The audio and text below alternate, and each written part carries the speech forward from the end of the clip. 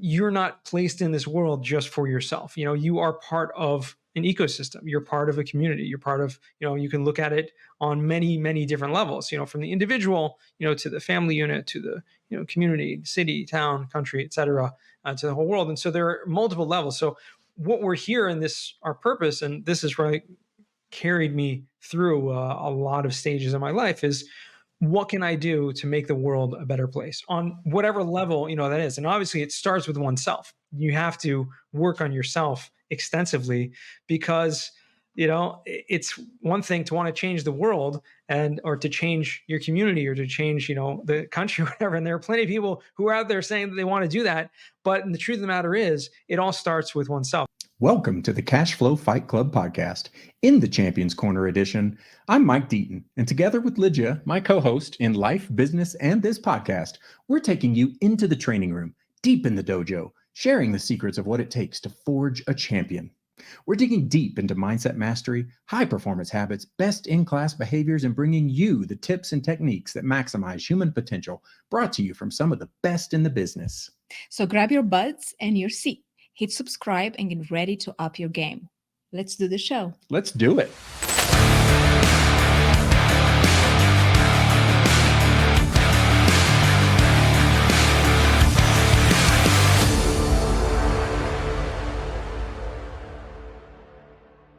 Welcome to another In the Champions Corner episode. Today, we have an incredible force within the real estate community, Yonah Weiss. Yonah's forged a path in life and business founded on being of service. From efforts helping communities in need to sharing his experience and expertise in real estate and cost segregation, Yonah finds so many creative and helpful ways to add value. This is an inspiring conversation that discusses how shifting your focus outward can profoundly and positively impact your personal world, how being of service to others lifts everyone up, including yourself, how to start and grow your own network, and the importance of both having mentors and also being one. This episode really delivers on the goods. Let's get in the Champions Corner with Yonah Weiss. Let's do it.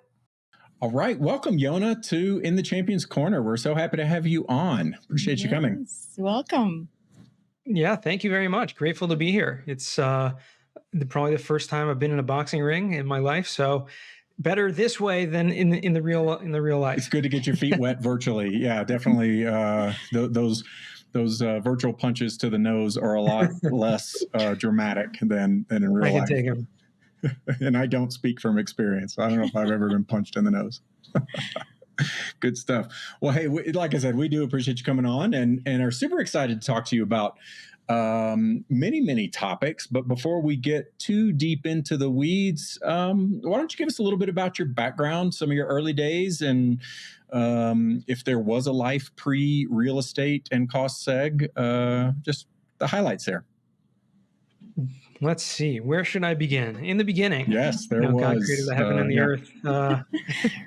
I was, believe it or not, did not want to become a cost segregation expert when I was a kid. It was not one of those things that it wasn't like, my list, what I want to be when I grow up, and nor was real estate for that matter. In fact, for most of my life, I did extensive amount of teaching, even from a young age as a tutor, and then, as a camp counselor and a youth advisor for youth groups and et cetera, until, through my life. So I actually was a teacher in my professional, I don't want to call it maybe professional, but post-college. Yeah. I spent time studying, and then I was a teacher for many years. And it was only about 15 years approximately. And then it was only about 8 years ago.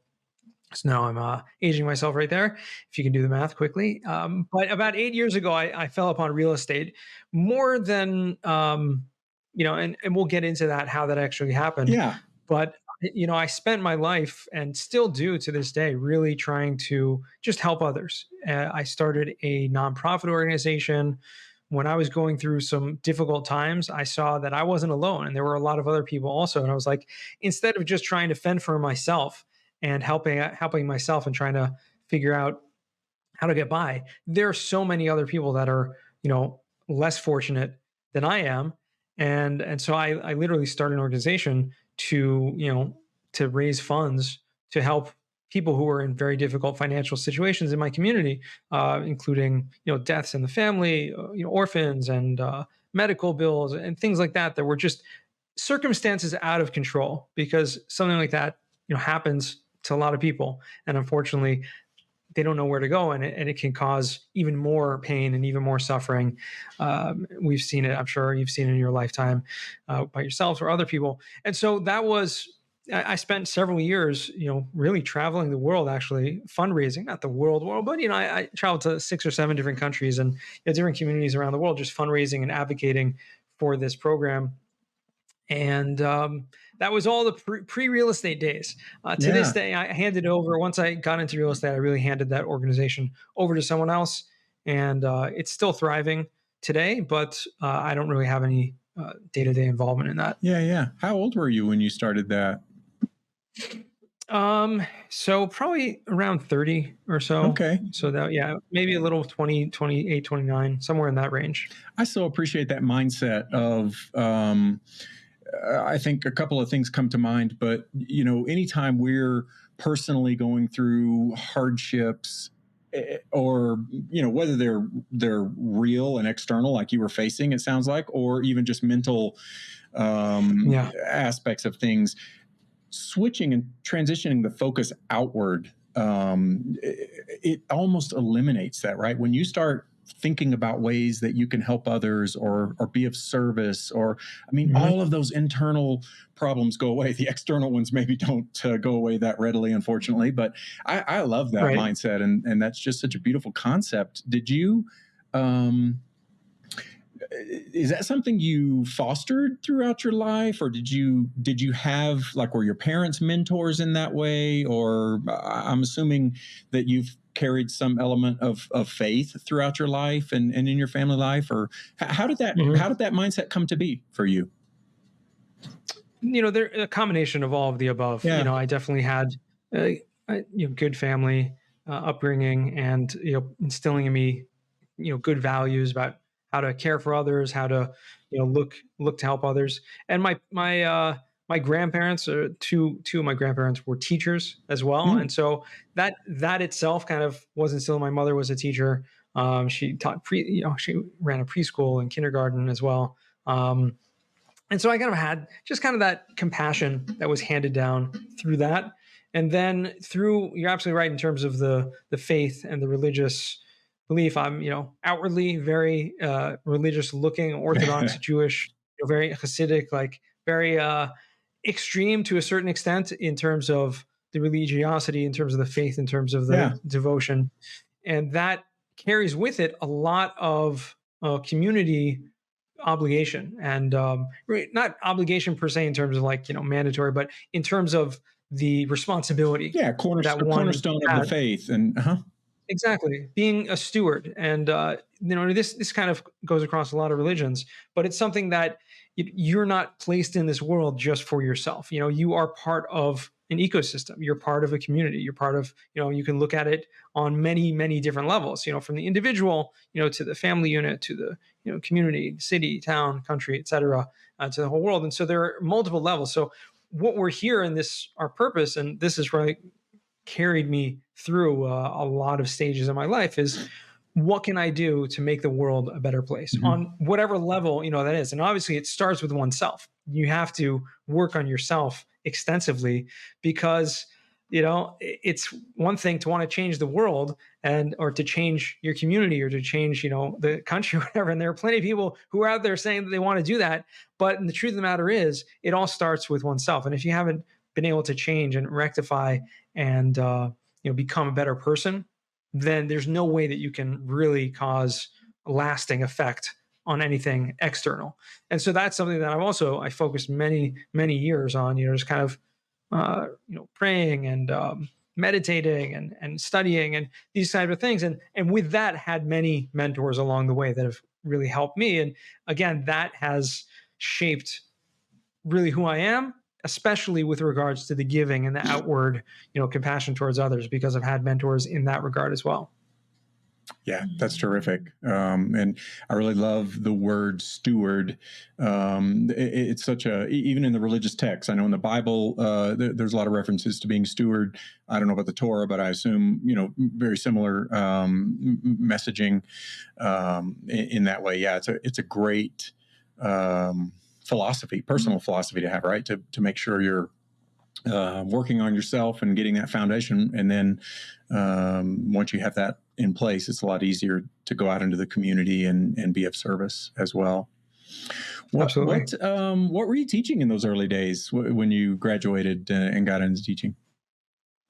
So most of the teaching was in religious texts of various sorts of Jewish, whether it be the Bible, right, the Torah, which is the Old Testament, obviously, and the Talmud and Jewish law, spirituality, metaphysics type stuff. Really, really interesting stuff. Yeah. On various levels. Most of it was, and I taught from I guess grade school age all the way up, and most of it was kind of post high school, like collegiate and post collegiate type studying. So it was a much higher level, and that's really where my passion lies, and just trying to help people at the maximum level that they're at. Got it. Great stuff. Yeah. It seems like at the core of your being, there is like a calling to serve others through everything that you do. And before we move to another chapter or another subject, are you involved today actively or more passively in other charities? So, I mean, I'm active, passively, I would assume, donate to, dozens of different charity organizations, mostly through friends or through, just acquaintances that I know. Something I love to do just on LinkedIn, because there's such a vast community, and I've met so many people through that, from time to time. I'll put out there a few times a year, just, hey, what are some great charities to donate this time of year? It's really time of giving, et cetera. And I'll, just go off and, donate to whoever comments, et cetera, and things like that. But I think the most important thing is in your own community and people that personally, right? Family members or friends that are in need. And I, had circumstances in my life when I literally was struggling, to pay the bills, not even, in debt and not having enough money, like in the bank, whatever, negative in the bank account, and not even having money to buy bread, all the credit cards maxed out, buy food. Like it was literally to that point. And I had, people helping me, albeit embarrassing and hard to deal with. And that's why I kind of made that shift that, I don't want to ever have to come to that situation, and made some, major changes to get to where I am now. But that's what I look for, is to try to preemptively find people like that I know that may be struggling and are embarrassed to ask for help, and then, go out of my way to either, give them an interest-free loan, to kind of help them get back on their feet, or, or something else. Yeah. Yes. I love that concept, because many times we think donating to charities the way to go, or being involved in certain organizations. But if we have our eyes open, there's so much need all around us, and we can really hand the help in need anytime. So. Yeah, I mean, one organization that I'm really, passionate about is, an organization that helps orphans and families of, that really have, unfortunately, that's something that, someone dies, and it's tragic. And many people aren't set up necessarily with, whether it be life insurance or other things, that they literally don't know what to do. They lose a whole, source of income, especially when it's the breadwinner of the family that dies. And, especially when there are children that have no other source of income, instead of going on welfare or whatever, there's an organization that I support, extensively, that helps, especially around the holidays and around times when they're in need. Or a specific, example, like this one organization that this time of year, they were buying coats for like everyone in a specific, in certain cities where areas. And like, I helped donate, 350 coats, to these kids that otherwise wouldn't have, the orphans. And that's something that, it's just like, it's winter, like you need a coat, and they don't have any. And this is something that, you could go out and just kind of donate to random, but when people that are involved, and this is affecting people that you actually know, then it's such much more great, a greater feeling.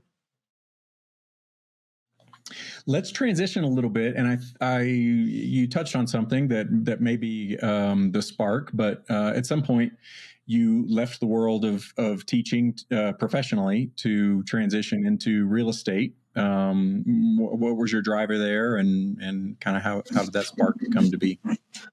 Yeah, now I'm just teaching on LinkedIn. That's it's really the same thing, right? It's teaching about cost segregation. That's kind of how I view it. But the transition was pretty abrupt. Essentially, I had a kind of difficult health medical situation in my immediate family that really shook things up for me in my life, and I knew that I needed to find another source of income, like something that was the teaching salary was not getting by. Yeah, and I asked around, like I knew I need to like get a job, like something different. I need to go back to work, whatever it was. I wasn't interested in going back to school, getting another degree or anything like that. And I wasn't really interested in, something that required like manual labor, anything like that. So whatever, I just asked friends and acquaintances for opportunities. Like, does anyone know anything? What are you thinking about?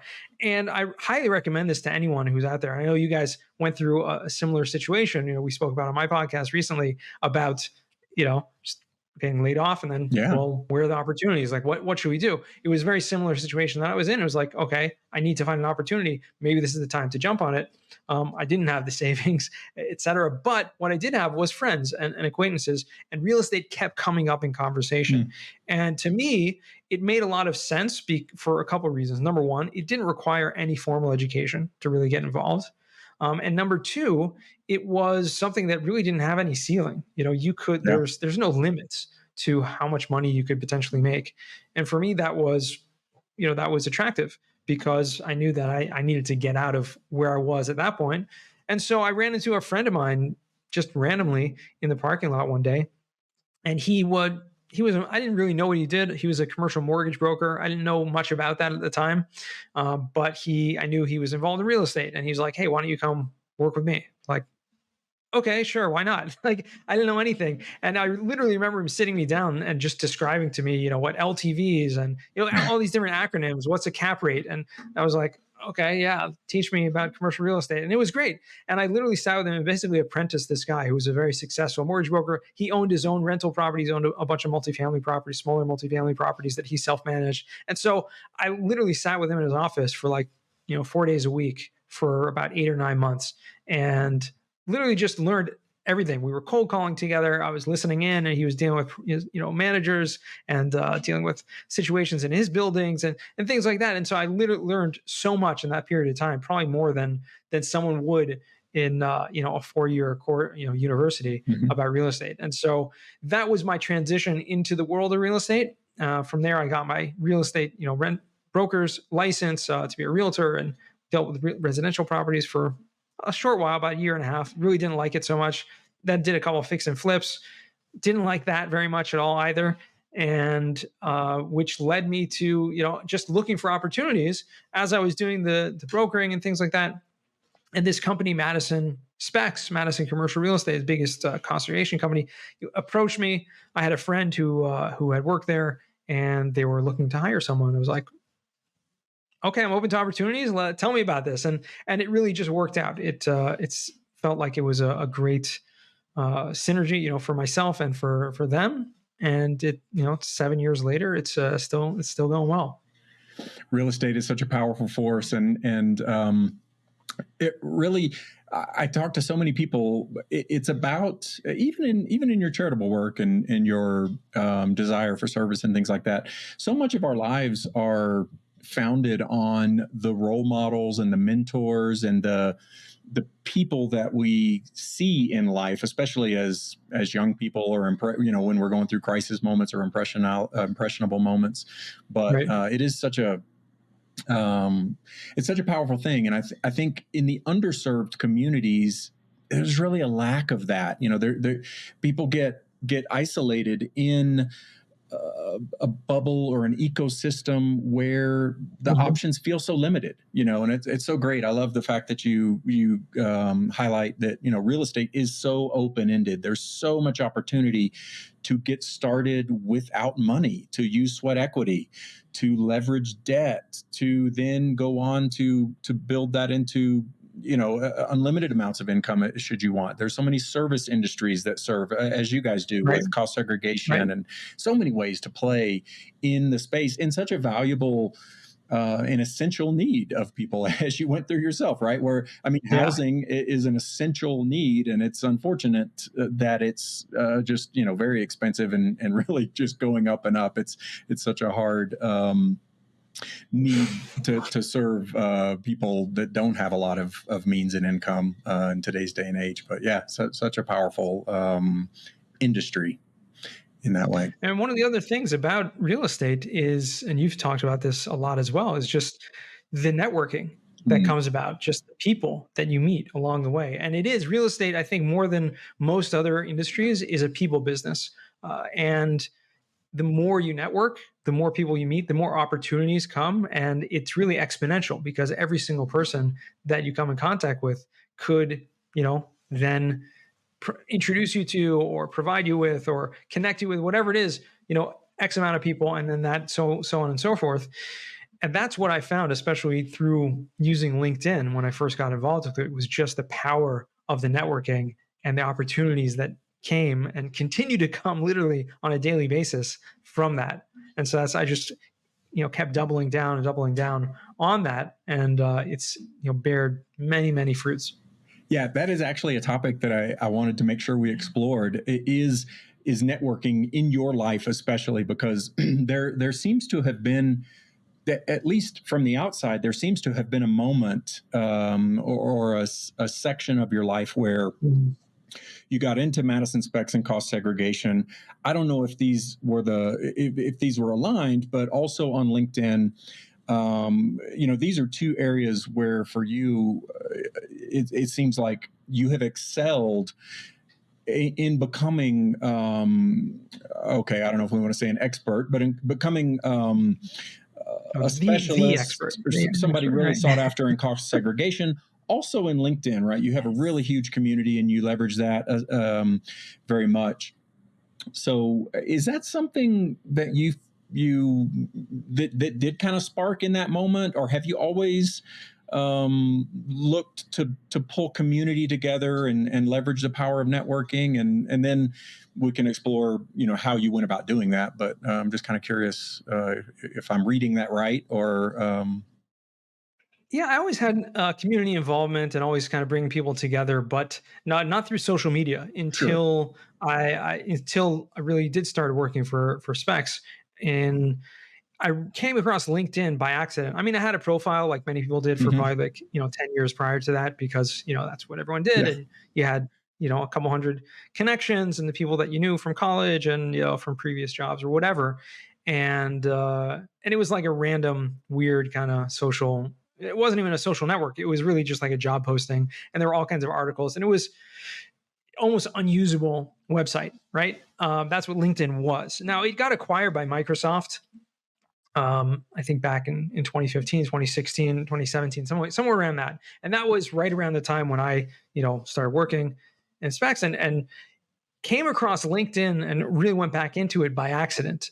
And it was because I was in doing like a kind of sales role in business development and was looking for people and contact info and verifying leads and things like that. And, when you have someone's name, instead of just cold calling someone, I felt like I wanted to make sure I know who this person is a little bit before I call them, make sure that it's appropriate, right? So I would Google their name just to kind of verify who they were. And lo and behold, LinkedIn kept coming up as like the first search result when I would Google someone's name. And it was great to verify because you see that, yes, this is the right person, correct city, right? It matches the area code, for example, correct company, right? He's in real estate. And so you knew right away that, just by checking LinkedIn as a contact info kind of a verification, that you knew that this was the right person. And that's how I stumbled back upon LinkedIn.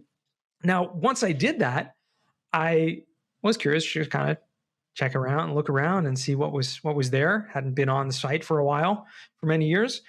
And I saw on the news feed, on the home feed, it was much different than I had remembered. It wasn't like these boring kind of articles and things like that. There were people posting videos, and there was like really engaging content and inspirational. And that's where I first came across Gary Vaynerchuk and his content, and other people that were posting, and people were doing like this 30-day challenge of posting. I was like, wow, this is really, really fascinating, really interesting. I was like, I should try this out also, like post original content. And I quickly learned, and again, through Gary Vaynerchuk, Gary V, and other people as well, that the power of a niche, right? Niche, however you want to call it. Yeah. And the power of social media and branding and personal branding. These are all new concepts to me. It just made so much sense. And I literally just tried it out, and in a short period of time, I started becoming recognized as like the only person on LinkedIn, essentially, that was posting anything about cost segregation. And that's what I was just doing, like, just posting something about cost segregation, just educating people, because I knew that very few people knew about what this concept was. And this was even before they had passed the law on bonus depreciation, 100% bonus. So it was still yet to be, really known by too many people, except for those that were, very successful in the commercial real estate space.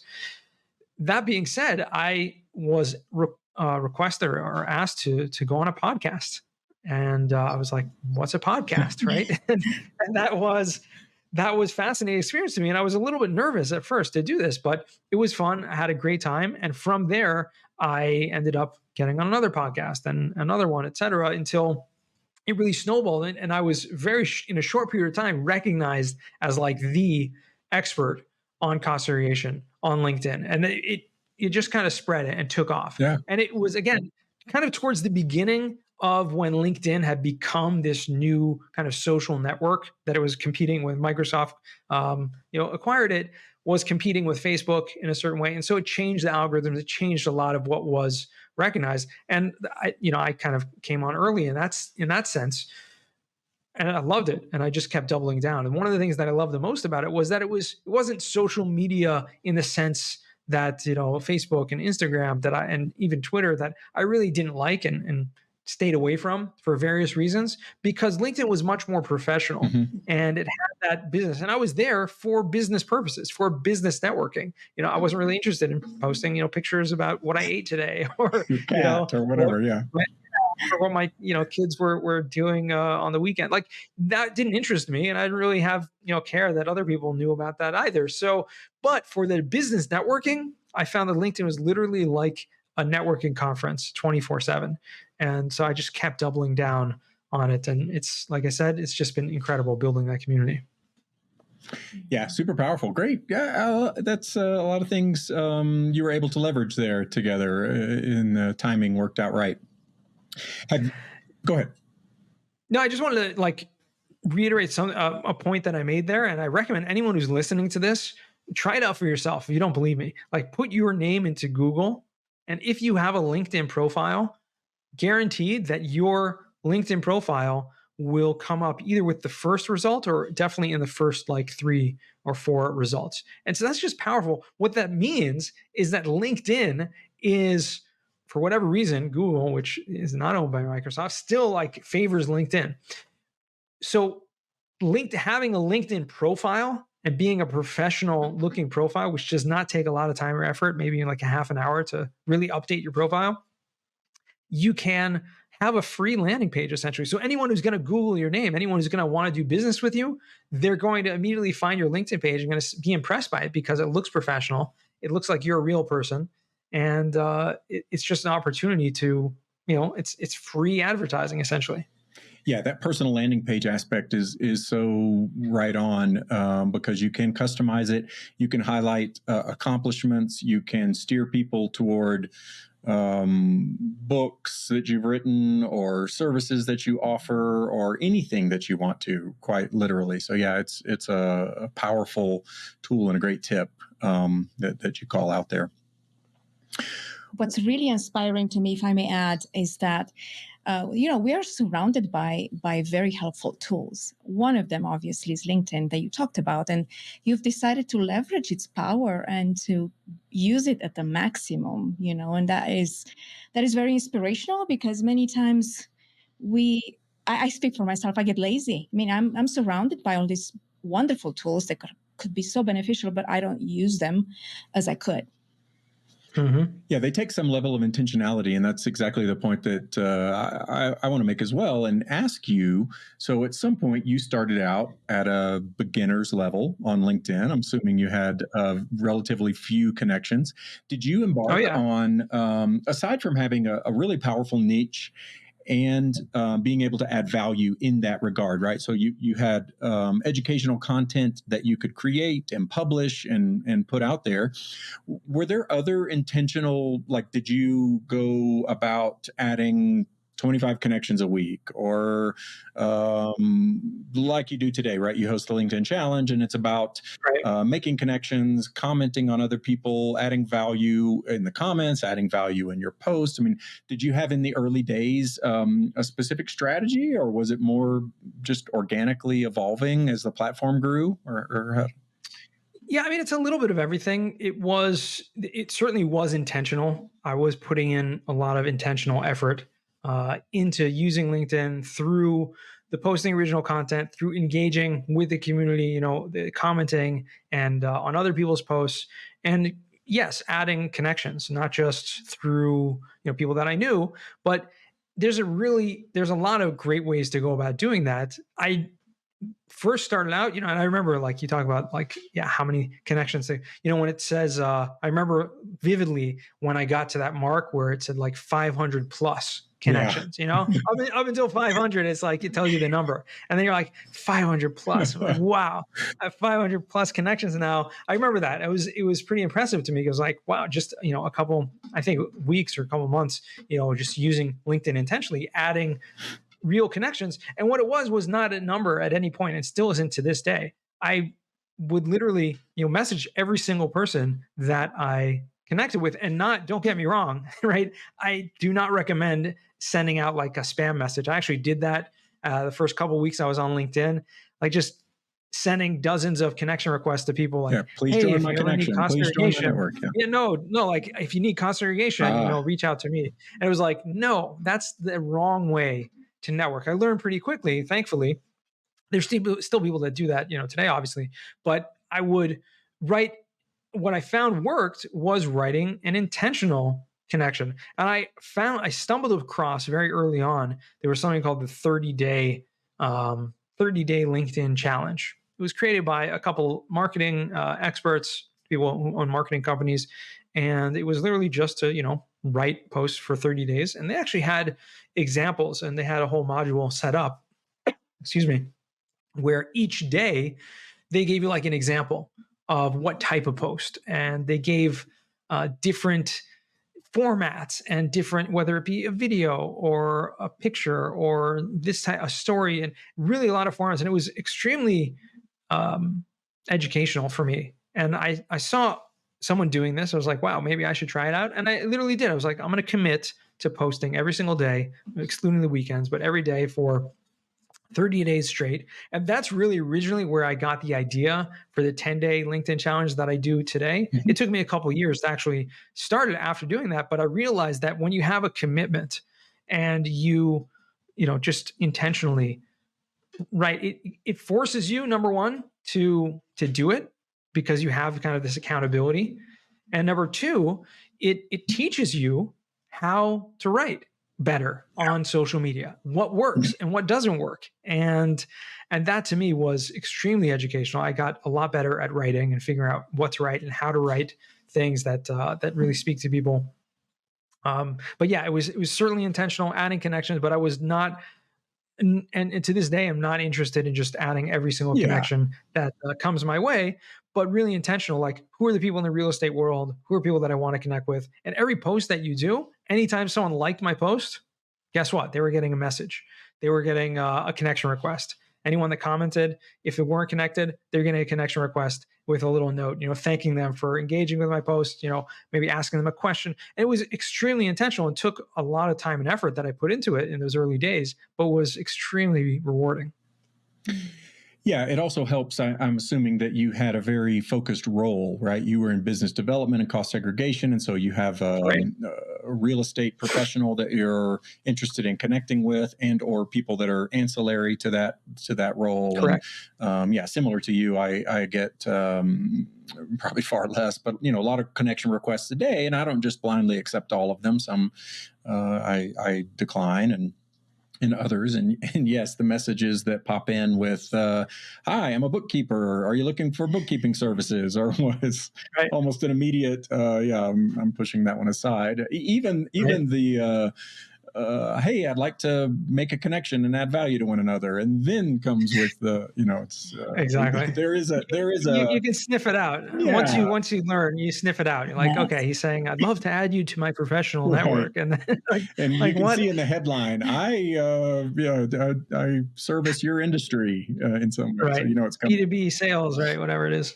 But at the same time, it is a B2B and in some regards, a B2C type platform. And so, I personally have come to accept some of that and also try to learn from it, right? I try to learn what I appreciate and what I don't, and then craft my own, just as you did, right? You started messaging people and then quickly pivoted into a different style of outreach to do things that was more true to you and your person and the type of things that we're going after.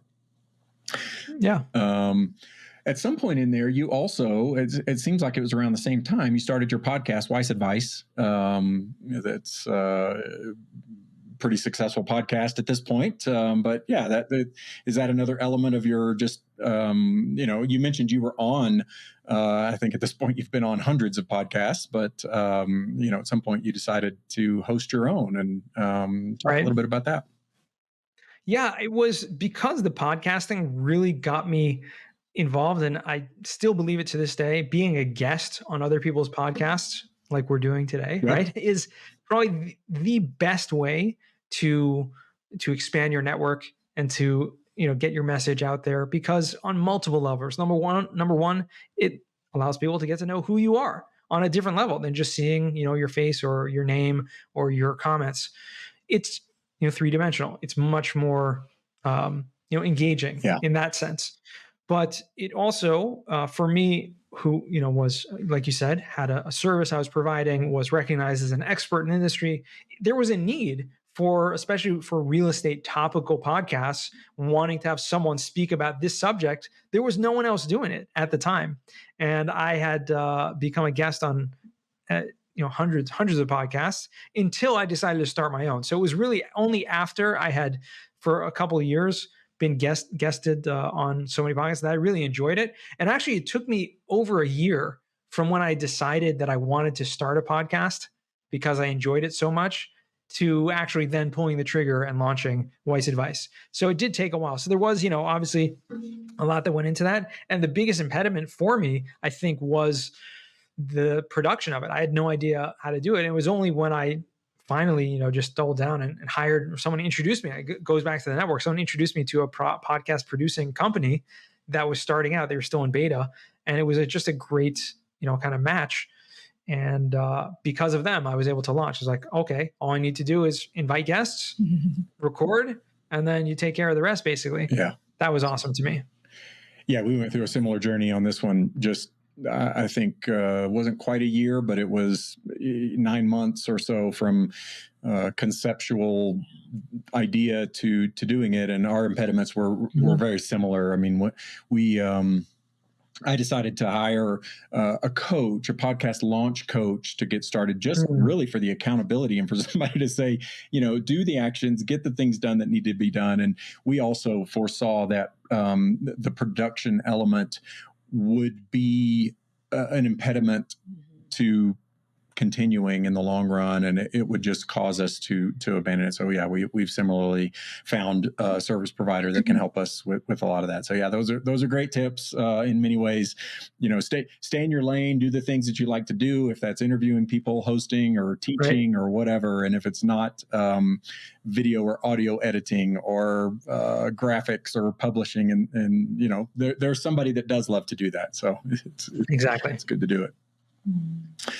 What else? Where do you see Yonah going from here? Like, what's your future look like, or do you have certain aspirations in 1, 5, 10-year time frame? So I love what I'm doing. I'm very fortunate. I have 6 kids, and so I just want to spend time with them. That's really kind of my goal. So the more I can kind of streamline the process of what I do on a day-to-day basis, it just frees up more time that I can spend with them, which has been gradual, but it's taken place over the past couple of years. Just having people run a lot of what I do. So essentially, I love to do podcasts and essentially on pre-scheduled Zoom calls with people, and that's pretty much most of what I do all day. So there's not a lot of like the busy work or emails and things that I used to be kind of bogged down with. Handed a lot of that off to people that can handle that. But what do I see myself if I can just continue doing this? Maybe continue growing the business in this regard. I'd be extremely happy. I've explored fundraising, capital raising, for real estate deals. I've done it. I've invested in about 8 syndications as a limited partner. So I've had that experience of doing that. And all of that, by the way, is just through LinkedIn and through the networking and through all of that, just the education. You meet people. And that's how I've come about that. And I was asked to be a general partner, a GP on several deals. I declined many of them, accepted one, had some good learning experience there, but realized that I didn't really want to be involved in that. It took too much time and effort out of my day. But if and when the right time does come and the right partnership with, obviously the right time allocation that would permit for me to do that, that's something that I could see myself doing, because with the extensive network that I have and people constantly asking me when I'm doing my own deals so they can invest with me, I think, it's a good sign, and it's something that I think I could see myself doing. So I'm not pushing it, but when the right opportunity comes, then I'll definitely jump on it. It's so true. We've been on a multifamily journey in commercial real estate in general for a little over 3 years now, and we've progressed through various roles: limited partnerships, general partnerships, capital raising, owner operator. Outside of limited partner investing, which actually, I always chuckle whenever people talk about passive income, because, there's really no such thing as passive income, or there shouldn't be. Like, even if you're passively investing in a deal, you should be investing some amount of time to vet the deal, work the deal, make sure, it fits your investing needs, it's de-risked, or that you at least understand the risk, all those kind of things, right? So there's some amount of time investment that goes into it. But once you transition into the general partnership, as you mentioned, when you're capital raising, okay, you're bringing investors into deal. And most of us have a profound sense of responsibility in doing that. And there's a lot of anxiety that can come with bringing people into deals and making sure you're representing a certain investment responsibly. But then, if you're owner operating or transitioning into all of that, then it just exponentially grows. And we've kind of found the same thing. And it's okay for us to right now, but same as you, I mean, it's not our vision to be deep in the weeds in running deals or doing things. It's more of service and doing things like that. So I can certainly appreciate where you're coming from with that. But there are opportunities and insights in real estate that can suit anybody's desires, wants, and needs, which makes it such a powerful force. For sure. Reading your bio and seeing your post on LinkedIn, it's obvious that you are operating in your unique ability here in this space, networking and community development, and people call you the great connector, obviously. And I wanted to ask you, how was the journey to find out your unique ability for you? And secondly, what are some tips that you could give to people that really want to find that unique ability and operate in that space? It's such a great point you're bringing up. It's hard to find, I think, for a lot of people, what that unique ability is. And I'm not even sure that I've found it, but I have, honed in to this aspect of connecting people. which is something that I love doing. And it's almost come naturally to me. It would be like, I have a very good, and this is probably where it comes from, I have an extremely good, like, I don't know, unfathomable memory for people, which means I can meet someone and I'll remember their name, like even years later, and just having met them. And so with the social media, like, I'm connecting with people. That's why I spent a little time, and that's why I still do it today, but not as much, getting to know, new connections. Like, okay, who are you? Maybe we can have a conversation. Maybe we at least, a message back and forth. What do you do? And so immediately when I'm thinking, I'm not like actively thinking about connecting people, but when I meet someone and then I know what they do, and then, I meet someone else and I know, and they're like, hey, I'm looking for someone who does this. And I'm immediately in my mind, like, thinks about that other person.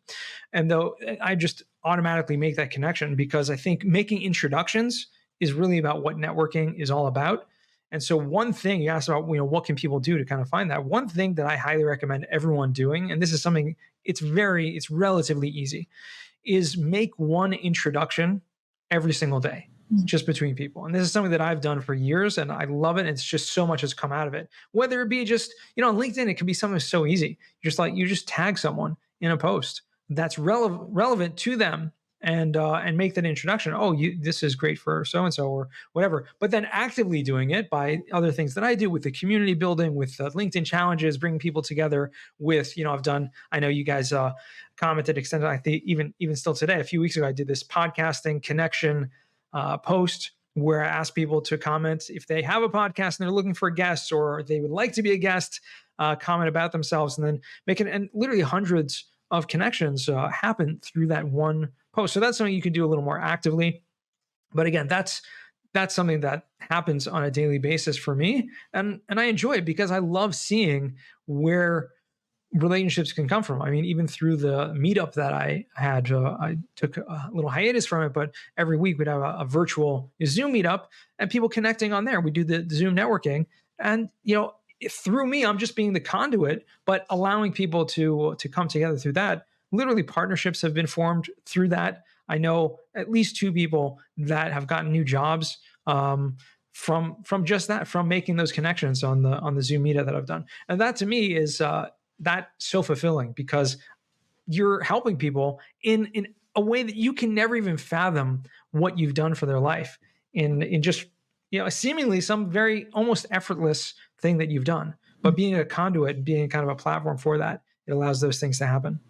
Yeah, how rewarding and transformational. I have observed that, and it's very inspiring. Something that I aspire to do as well is all the ways that you leverage the resources. Let's just call them the resources that you have at your disposal, and largely that comes in the form of a network. But yeah, you have the self-promo Sundays and your LinkedIn posts, and then you twist that one, on the last Sunday of the month to please give a shout out to someone else that's been of service. And then, the podcasting, the meetups, all those kind of things are really great vehicles to help bring value to the community. And if there's kind of a common thread that I've felt throughout the discussion and some of the observations, it's you have a very outward focus on how can you serve and bring value to the community, be that, underserved orphans or people with lesser means into the professional network. And so I think, when I think of a champion or a champion mindset, it really is about that.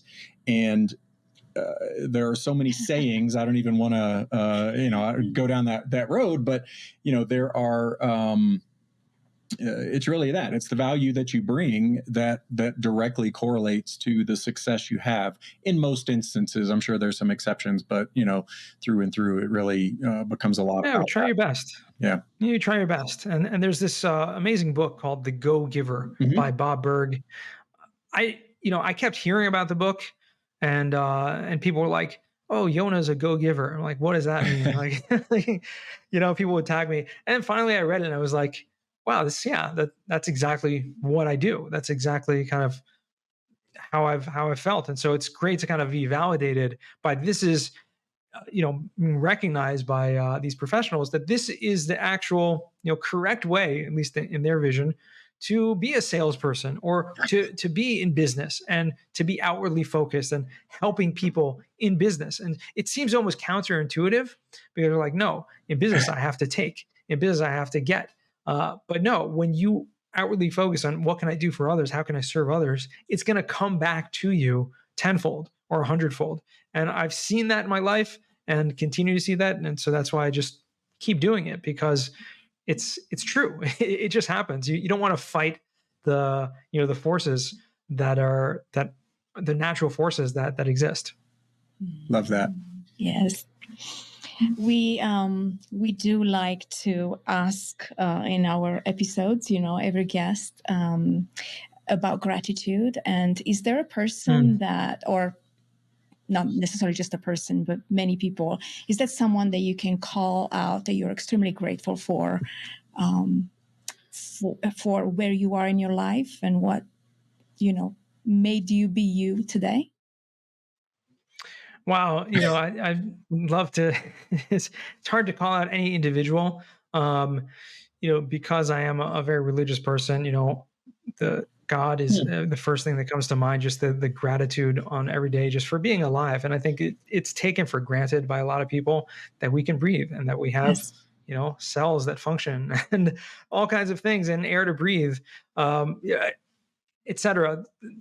It goes taken for granted. Now I had this book that in my house when I was growing up. It was this, it was a thick book. It was probably like 1,000 pages or something. It was called 10,000 Things to Be Happy About. And it was like this book, like bathroom reading material, whatever, like something, it's kind of weird thing, coffee table thing. You just pick it up and like, and really what it was literally just line after line of just random things in the world.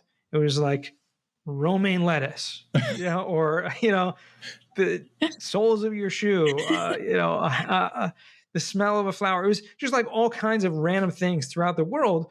And it was just a perspective changing thing. It was like, there's so many like minute details. And it was just literally as an example, 10,000 things. It seems like a lot, and it is, but really it's nothing compared to all the things that we should be grateful for being alive and being in this world. So, is there a person individually that I want to shout out? I'll take the opportunity because this is, I'm sure this is going to be viewed by people in our network.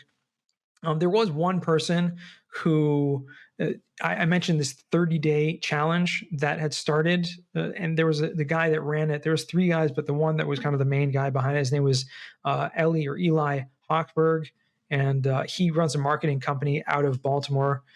Really fascinating. And I think he was like, it must have been like 18 or 19 or something at the time when he started this thing, which was just, it was like blew me away. And so he's something, it no longer exists. He took down the whole website and everything like that. I actually spoke to him about it because I wanted to take it over for this 10-day challenge and kind of convert it, but it didn't end up working out. I wanted to buy the platform from him. It didn't work out, but I'll shout him out because he really gave me the impetus to start posting on LinkedIn, although, he didn't really know it was me. He was doing it for a lot of people, but he had that big effect on me. So I want to just give him the shout out. Oh, that's great. Yeah. And as you say, I mean, there's thousands of people along our journey that touch our lives. So it's hard to single people out, but yeah, that's a beautiful recognition there. Well, we're certainly grateful for you coming on and sharing your time and tips and insights with us on the podcast today. And really for all you do. I mean, like I said, it is inspirational and aspirational for me, at least in terms of thinking about growing my network and how to add value and things like that. So certainly a great service. And again, like I said, very much appreciate you coming on.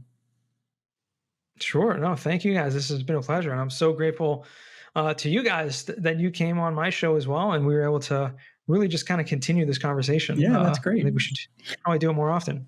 And if people are interested to know more about what you do in cost segregation, what is the best place to find you? So as we talked about until now, I'm pretty active on LinkedIn. Yes. I do say, and I'm also active on other platforms as well. LinkedIn is the biggest, I would say. But any platform that you decide to follow me on, whether social media, please don't just hit that follow or connection button. Take 10 seconds and write a short note that I heard you on, Mike and Lygia's podcast or whatever it is. Just take 10 seconds, write that little note. It goes a long way and it really starts the conversation instead of just having another follower, there's a person that I can now have that conversation with and connect with. So that's what I would do. You can also go to yonahweiss.com. It talks about a lot of the other things that I'm doing besides for the podcast and the cost seg and other things. Okay, great. Well, we'll get a link to your LinkedIn profile as well as the podcast and your website there in the show notes. And again, thanks so much for coming on the show, for all you do, and for sharing some wonderful insights, great advice as your podcast is. And we'll look to see you in the digital space. Absolutely. Thank you again. For those of you joining us today, we hope you enjoyed this time in the Champions Corner as much as we did. Got some awesome takeaways, and most importantly, will take action to continue living your best life and maximizing your potential. Mindset is such an important aspect of life, and when coupled with action, delivers undeniably powerful results. Please subscribe to the podcast to hear from more great guests and get the latest mindset mastery insights and cash flow matchups. Again, thank you so much for investing your time with us, and we look forward to seeing you next time on the Cash Flow Fight Club podcast.